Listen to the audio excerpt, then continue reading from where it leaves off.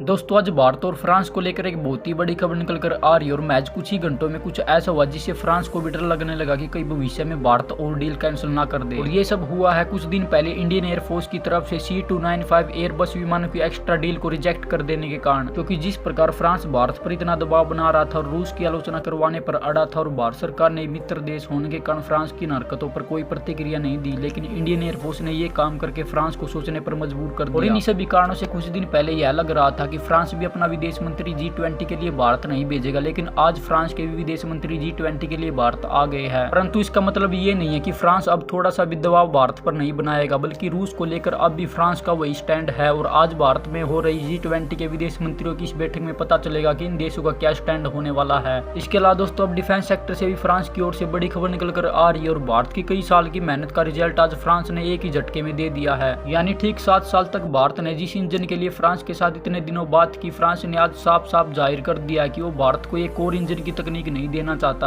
और भारत के लिए ये इंजन बनाने के लिए फ्रांस अलग से 20,000 करोड़ पैसा भी चार्ज कर रहा था कि वह यह इंजन बनाकर भारत को बेच सके। लेकिन भारत सिर्फ तकनीक के साथ ही इसको खरीदने पर अड़ा है। इससे पहले भारत शुरू से ही तकनीक खरीदने पर ज्यादा ध्यान नहीं देता था, लेकिन पिछले कुछ सालों से भारत ने अपनी विदेश नीति के साथ साथ सुरक्षा नीतियों में भी काफी बदलाव किए हैं, जिससे अब भारत सभी मेन हथियार जिनको भारत बनाने की क्षमता रखता है और जो भविष्य में भारत के लिए अच्छे साबित होंगे, उन हथियारों को अब तकनीक के साथ खरीदने पर जोर देता है। लेकिन फ्रांस इतने प्रयासों के बाद भी भारत को टेक्नोलॉजी नहीं देना चाहता, जिससे भारत सरकार भी तुरंत एक्शन में आ गई। और यदि फ्रांस इन हरकतों से बाज नहीं आता तो भारत सरकार कुछ ऐसा डिसीजन ले सकती है जिसका डर अभी से ही फ्रांस को होने लगा है। यानी दोस्तों फ्रांस को डर है कि कहीं रूस के चक्कर में भारत राफेल कोई कंपटीशन से बाहर ना कर दे, क्योंकि अब इंडियन नेवी अपने लिए 26 नए फाइटर जेट खरीदना चाहती है। इसमें इंडियन नेवी ने अपने लिए 2 बेस्ट ऑप्शन को सिलेक्ट किया था। यानी अब इंडियन नेवी के लिए 2 विमान फ्रांस का राफेल और अमेरिका का F-18 सुपर हॉर्नेट कंपटीशन कर रहे हैं, और जो विमान इनमें से विनर होगा उसी को ही भारत इंडियन नेवी के लिए 26 की संख्या में खरीदने वाला। और इन 26 विमानों के टेंडर के विनर का ऐलान इसी महीने के अंत तक होने वाला है। वैसे तो ये दोनों ही फाइटर जेट इंडियन नेवी के लिए काफी अच्छे हैं और दोनों में से किसी को भी यहाँ पर खरीदा जा सकता है। और राफेल को खरीदने का रेशो सुपर हॉर्नेट से थोड़ा ज्यादा है। लेकिन यदि फ्रांस और भारत के बीच ऐसे जियोपॉलिटिकल मतभेद बढ़ती है तो फ्रांस के हाथ से ये बड़ी डील निकल सकती है और फ्रांस की चेतावनी चिंता में बदल सकती है, क्योंकि 5 से 6 बिलियन डॉलर की ये डील होने वाली है। फिलहाल दोस्तों आपकी इन सब मामलों पर क्या राय है कमेंट करके जरूर बताइए। वीडियो पसंद आए तो वीडियो को लाइक करके चैनल को भी सब्सक्राइब कर लेना, ऐसे डिफेंस और वर्ल्ड अफेयर से जुड़ी अपडेट पाने के लिए।